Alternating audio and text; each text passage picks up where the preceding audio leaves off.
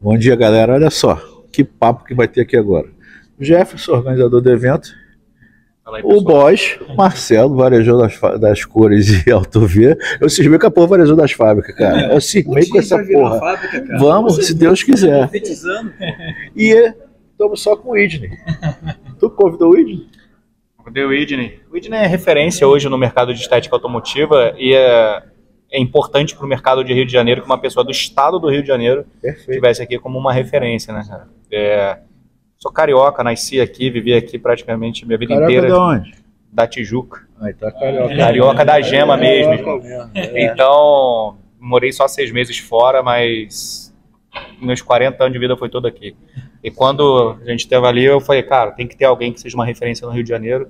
E o melhor de tudo, quando eu mandei mensagem para ele na hora, ele, tô dentro. Nem perguntou o que era, falou que era no Rio de Janeiro, que era um negócio legal, já... Eu estava aqui, já conheci o trabalho dele, claro, que eu tenho me envolvido nesse meio sempre. E você conhece o trabalho de internet, você não conhece a pessoa, irmão. Bom dia, você é um cara espetacular, umidade pura, tá? Conta um pouquinho dessa história aí, como é que ficou, que eu já sei um pouquinho que a gente estava com bastidores aqui, mas conta pro público ali. Primeiramente, agradecer aí o Jefferson ali pelo convite, eu acho que é o nosso interesse principal aqui. Eu falo assim para a galera que me acompanha, quando a maré sobe, todos os barcos sobem junto. Então, cara, o mercado ele está em crescimento. A estética está em crescimento. Então precisa de quê? De alguém que eles vão olhar. Tanto quando eu falo de mirar, é o quê? Mirar alguém que já chegou em algum local legal. Um rumo, um prumo, um porto. Aquele, então, uma meta, né? Quem é o Whitney? O Whitney é um empreendedor, a gente tem algumas empresas, hoje a gente tem 4 CNPJ, estava conversando com você sobre isso ali mais cedo. A gente tem uma estética em Barra Mansa, então é no interior do estado. Não sou carioca da gema mesmo, não, mas eu brinco assim, pô, sou carioca, mas sou mais mineiro e paulista. Eu tô no outro quarto, eu sou da casa, mas tô no outro quarto, é assim que a gente fala. No interior, assim, mas a gente tem uma estética bem movimentada na nossa região, graças a Deus. Graças a Deus. E hoje nós estamos aqui para compartilhar um pouquinho de conhecimento com essa galera aí também. E lá. Como é que surgiu isso aí? Você veio... Trabalhou em Lava Jato, fez... Que a Ariadna fazia lavagem a seco. Na base, para chegar onde chegou. Claro, base, mas tem uma base. A Ariadna era consultora de empresa, depois começou a falar lavagem a seco e já está aí. A Ariadna era de publicidade. Era de publicidade, exatamente. A história dele é uma história que a pessoa vai entender que é possível. Claro. Aqui só tem história de sucesso. Cara, é o que ele está dizendo. Hoje o que está acontecendo aqui, que vocês estão trazendo aqui, são os nortes. Essa galera que está chegando aí, eles têm o norte. Você falou, quando a maré sobe, todo barco sobe junto. Então, o que a gente está trazendo aqui, que o Jefferson está trazendo, que você está patrocinando e que você está trazendo aqui para partilhar, para palestrar, é o norte, cara. O cara tem que ter o norte. O cara tem que imaginar que, assim, quando eu falo da maré, é real, porque no mar tem cruzeiro, tem canoa, tem vários meios de embarcações ali. Mas a maré sobe, sobe igual todo mundo. Né? Então, o mercado, como é que eu comecei, assim? Eu, com 13 anos de idade, comecei na oficina de funilaria e pintura, lanternagem ali. Com 13 anos de idade, parei de estudar na época, minha mãe se separou do meu pai, é uma história um pouco longa, mas eu, adolescente, não tinha condição de ter nenhum tênis, nenhuma coisa ali. Minha mãe foi trabalhar de zeladora de shopping, então ela tirava aquelas comidas do shopping, jogava lá, e às vezes levava para casa pra gente comer, aquela pizza francesinha, aquelas coisinhas assim. Então era uma adolescência muito difícil para mim. Eu falei, poxa, eu começo a trabalhar porque pelo menos eu faço meu dinheiro, aí eu posso comprar minhas roupas, posso fazer minhas coisas. Então com 13 anos eu comecei a trabalhar na oficina, fiquei 5 anos lá, até ficar de maior. Então aprendi ali polimento, parte de retrabalho e reparo de pintura, como aplicar uma massa poliéster, lixar, aplicar o prime, toda aquela parte ali eu aprendi, eu sei fazer até hoje. Depois de um tempo, eu mudei de cidade, fui para Barra Mansa, lá eu entrei na fábrica da Nissan, então ali eu consegui ter um conhecimento fabril, muito legal na parte de toda a peça chega só uma chapa, a estamparia estampa, aí vai embora o shop, vai e faz todo o processo de solda. Então eu consegui entender um processo que eu não sabia. Muito maneiro. Aplicação de sealer, o banho de fosfato, desengraxante, então todo o processo de pintura ali. A pintura era por imersão. Isso, por imersão.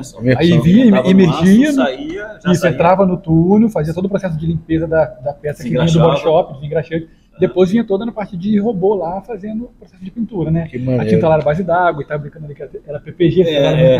Mas aí, quando chega no final do processo, uma dúvida até que eu tenho, porque eu ainda não tive a oportunidade de visitar uma montadora, né? Quando chega no final do processo, quando vai entregar, aí a inspeção é humana. Isso, é humana. E a pintura também é humana. Vamos imaginar assim, o retoque é humano. Como é que funciona? A parte de pintura, a pessoa pinta a pintura só a carcaça do carro, Sim, não tem nada lá ainda. Peças, só e normalmente é uma porta montada ali, algumas coisas. Monobloco. Isso, monobloco. Vem pintor. A parte interna do carro é humana. Sim. Normalmente já a vem. parte interna é humana. A parte interna ali nas entradas. É mais uma poeirada, né? Isso, é só uma poeira de tinta ali para fazer. Então fez também, deu algum retrabalho, alguma coisa. É humano que faz também. E depois vai para a linha de montagem. E ali é onde começa a fazer a montagem dos carros. Por exemplo, vai montar o painel, vai montar o... Então vai começar a botar as coisas para dentro. Nesse processo, às vezes tem algum... Arranhão. Isso que eu ia falar, entendeu? É interessante também que até o robô de lixamento, né, cara, que faz ali, ele tem uma quantidade de tempo para lixar. Eu tive a oportunidade de conversar com um cara que trabalhava na montadora da Honda, e ele falou que quando o robô estava desregulado e tinha que fazer um lixamento localizado, alguma coisa, ele deixava a marca de lixa. E aí o polimento também, tem que fazer humano também. Aí depois vai toda a linha de montagem e vai para a linha final. No final tem a inspeção humana também ali. Tá bom, esse carro tá muito alanajado, esse carro tá aquilo. Então tem que, se precisar, tem um retrabalho dentro da fábrica antes desse carro ir para a linha final. Que maneiro. Então aí já foi mais... Quanto tempo você ficou lá? Fiquei em média 2 anos na fábrica. Aprendeu bastante. 2 anos, a pessoa dedicada aprende bastante. O cara que não quer nada vai sair lá sem aprender nada. A vaga que eu tinha lá era operador de produção. Então, por mais que eu já sabia retoque e tal, não tinha isso na carteira assinada, não tinha uma comprovação. Para entrar na fábrica, você tem que ter essa comprovação. Mas entrei de operador de produção, o cargo mais orelha que tem na fábrica. Mas só que parava aqui a minha linha, eu ia com os caras do retoque lá no final. Aí começava a aprender com eles como é que faz retoque de pintura, porque eu não sabia fazer retoque com uma pistolinha menor, esse processo. Então eu comecei com sozinho e tal. Isso. E fui lá fazer cursos também, a fábrica dava bastante curso, fiz bastante curso. Não, acho difícil ninguém conhecer, mas a especialidade do Idley é o quê? A estética. Cara, hoje, se eu dizer assim, o que eu fazia muito bem feito, que me destacou na minha região, era o serviço de polimento. Então, lá na região não tinha só aquela coisa mais bruta. Então, quando eu comecei a fazer, por exemplo, as oficinas de funilaria e pintura, chegava carro preto, não, leva pro Idley lá. Carro preto carro preto eu não faço polimento, não. Carro preto só faço branco e prata. Aí os carros pretos eles mandavam para mim. E era o que eu mais gostava, que eu começava a ver diferença daqui e dali. Então, no polimento... Já deve ter pego muito carro preto embaçado, cara. Marca de boina. Holograma. O cara tentava fazer alguma coisa. De dedo, de mão no carro. E mesmo carro preto, são vários tipos, que a gente estava conversando antes do verniz, né? Tem o carro preto, verniz duro, verniz macio. O mercado ele evoluiu bastante nessa parte, né? Eu trabalho como o do Jefferson também, qualificando a galera e trazendo essa parte pra gente aqui, que conhece um pouco do mercado. Então, o trabalho de base, ele sendo bem feito, o profissional ele tem mais facilidade de quando pega esse desafio. Então, mas o profissional que sabe o que vai fazer naquele carro. Mas igual assim, é um cara que vai participar do evento desse. Esse profissional... É isso que eu ia chegar agora, o profissional que está tendo a capacitação de saber o que vai fazer. Porque é o que eu estava falando antes, você, desculpa que eu falo pra cacete. Não, eu também. Você estava falando, você ficou 2 anos lá na fábrica, mas se você não quer se aprender porra nenhuma, você não tinha aprendido. Isso. Você se dedicou com a parte que você nem tinha assinado na carteira, você foi lá, conhecer ali, é o que ele está trazendo. E é o que ele está apostando, e é o que eu quero. Então a gente precisa de você aqui para isso, entendeu? Você imagina, a gente com produtos de alta tecnologia, com ninguém que sabe usar. Com produtos importados. Mas acontece muito, Marcelo. Você vai entregar para um produtivo que vai pegar um carro de 200 pratas, 200 mil, 150 mil. E vai fazer merda. Vai fazer um polimento de farol, polimento de imagina um farol de uma Porsche, o cara fazer uma merda no farol de uma Porsche. De uma multimídia dentro do carro. Danificando. Mas a gente também tem que vir e convir também que o proprietário também é muito responsável. Eu conheço estética, o cara vai lá, meu irmão, é R$700 o polimento de farol. Pô, mas o cara ali é 70. Mas o cara vai te dar outro farol se ele quebrar teu farol de 70? Mas é o que eu sempre falo com a galera lá dos cursos, dos alunos, né? E o Congresso está falando muito disso. Se dá valor. Né? Manutenção, questão de posicionamento de mercado. O operacional é importantíssimo o cara saber fazer. Mas ele saber se posicionar da maneira correta, dele fazer... Mas se eu falar, em produtos importados, mesmo os produtos nacionais hoje têm uma qualidade excelente. Um profissional hoje que não faz um bom trabalho é porque não quer. Porque, por exemplo, informação. É o cara que não quis aprender. O Ednei falou, ele começou com 13 anos. Eu comecei com 11 anos na oficina de lanternagem e pintura do meu tio também. Preparação, lanternagem, polimento e tal. Mesmo jeito. Aquela lixadeira 220 que a gente ligava no 110 para polir melhor, né, para diminuir a velocidade. E por aí vai. Então, o conhecimento hoje está tão disponível no mercado que a pessoa só não consegue fazer se ela não quiser. O Idney mesmo bota um monte de conteúdo gratuito na internet. Se o cara prestar atenção em 10 minutos do conteúdo, ele consegue resolver alguns problemas, entendeu? E tenho certeza que ele safa também. Se o cara precisar, irmão, entrar em contato contigo, tem acesso. Deixa eu fazer uma pergunta para os dois aqui. Os dois.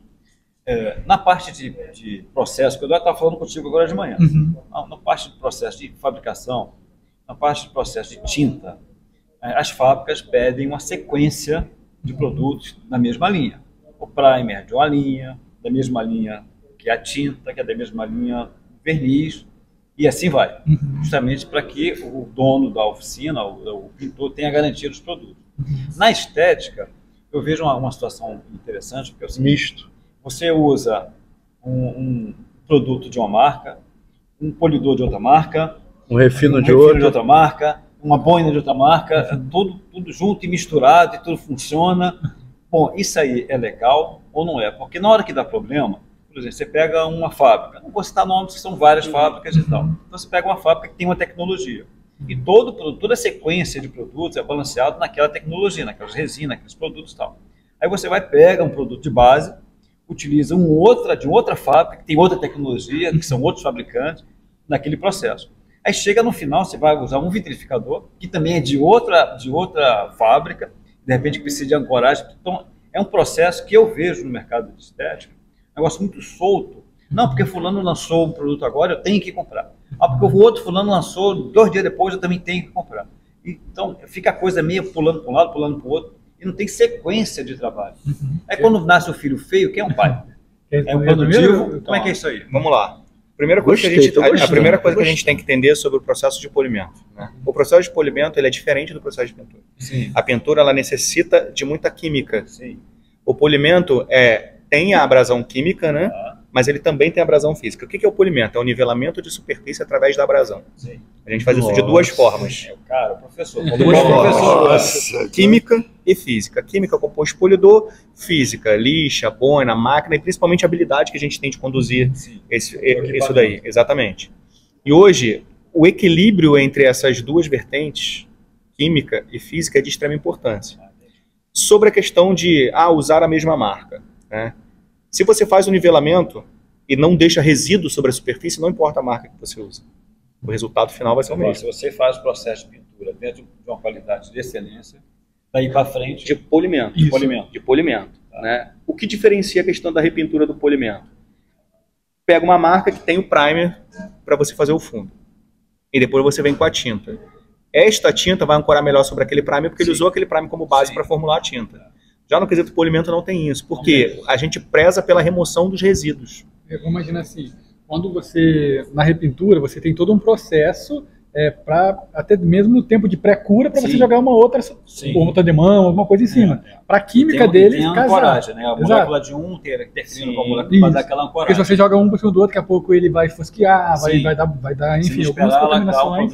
Exato. Agora, quando a gente traz para a estética, o serviço estético já trabalha em superfícies curadas. Sim, exatamente. Então, igual o Jefferson explicou ali, a gente vai fazer um polimento. A gente vai escolher um composto coerente com aquele verniz, porque cada verniz tem uma característica diferente, cada carro tem um dano diferente, às vezes o mesmo carro seu pode ser igual ao meu, só que você deixa um dano diferente. Então, às vezes, a abrasão que eu tenho que utilizar ali é maior para remover mais imperfeições para deixar ela nivelada. Então, o que você acha de uma fábrica de tinta que tem todo o inicial do processo, entrar na estética, aproveitando a tecnologia que ela já tem na repintura e trazendo toda uma cultura juntando a tecnologia que ela tem da repintura para a estética. Fábrica de tinta. Quando a gente imagina o mercado de estética, a gente já não engloba só o cara que veio de repintura. Então essa fábrica ela vai trabalhar pensando no material dela. Sim. Então, beleza. Para quem usa só o material dela, perfeito. Mas a gente que trabalha na estética, a gente trabalha com carro zero, que às vezes já vem de fábrica com alguns danos, que a gente tem que fazer uma leve... Então, são várias situações diferentes que acabam ocasionando isso. E não só isso. Pensa na seguinte situação, né? Vamos falar, uma fábrica que vai desde da base até lá a parte de proteção. Da estética, a vitrificação. Vamos supor que ele crie um revestimento que seja próprio para o verniz dele. Sim. Se ele fizer específico para o verniz dele, a gente não vai conseguir ter ancoragem em outros. E aí, por exemplo, falar de repintura. Ele vai funcionar excelente nos produtos deles e vai ter uma boa qualidade. Ok, mas assim, se você tem um produto que você não precisa disso, que a qualidade dele é excelente em qualquer tipo de verniz, por que eu me limitaria a usar um mais ou menos em todos os verniz e excelente naquela ali? Isso limita o profissional. E hoje, o que mais a gente quer é que o profissional não seja limitado por fabricante. Esse é um fato. Né? O que eu bato na tecla direta é que o fabricante depende do profissional. Sim. O profissional não depende do fabricante. Olha só, vocês estão vendo a fabricante. Olha só a jogada aqui, são dois professores falando exatamente sobre a questão de mercado. Então vamos ficar atento a isso. E o mercado de estética hoje, né, respondendo aquela primeira pergunta, seria melhor? Acredito eu que quando você limita o profissional, você perde aquele profissional ali. Empresas hoje que falam assim, ó, aplique o Prime do meu produto para aplicar o revestimento sobre. As pessoas começam até a usar, mas depois começam a ver que aumenta o custo do produto, aumenta o tempo do processo, o que aumenta todo o custo operacional. Se o cara somar na matemática, ele vai ver o seguinte, espera aí, eu estou demorando 12 horas para fazer um processo com essa empresa. O meu custo operacional é X. Com essa empresa eu tenho exatamente o mesmo resultado, a mesma qualidade, meu custo operacional é isso, minha margem de lucro é essa. Por que eu vou usar isso aqui? É um exemplo na estética antigamente, que era a 3M veio com um espelhamento de pintura e todo mundo fazia aquilo. Era 4 etapas. E tinha que lixar um carro, fazer todo um processo de boinas até chegar no ultrafine lá e depois proteger. Hoje em dia, cara, no máximo 2 etapas para o cara nivelar. A tecnologia de composto e boining que você tem hoje em 2 etapas você consegue o nivelamento. Mas a 3M tem esse produto? A 3M ela meio que ficou ultrapassada nesse cenário. Continua com aquelas produtos e algumas linhas assim. A 3M, há uns 2, 3 anos atrás, ela até deu uma evoluída com as lixas.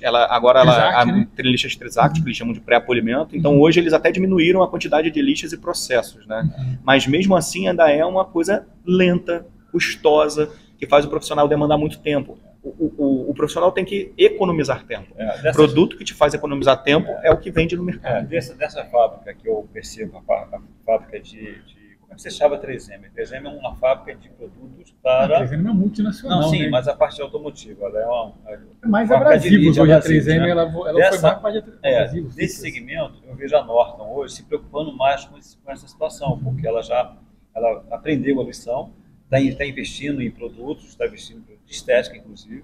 Eu já até te mostrei ali, né, um portfólio legal de produtos.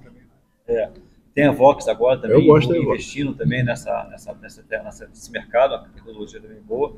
Quer dizer, eu estou vendo os fabricantes, os grandes fabricantes a nível mundial, entrando no segmento de estética aqui no Brasil, que é muito legal. Sim. E forçando as fábricas, vamos dizer assim, nacionais, de porte talvez menor, para evoluir. Eu brinco assim com a galera, levando para a galera do mercado. Quando você é um peixe pequeno, você está ali, não tem problema. Agora, se você quer ir para o alto mar, você tem que crescer. Você não vai ser uma sardinha no meio do tubarão que você vai consumir.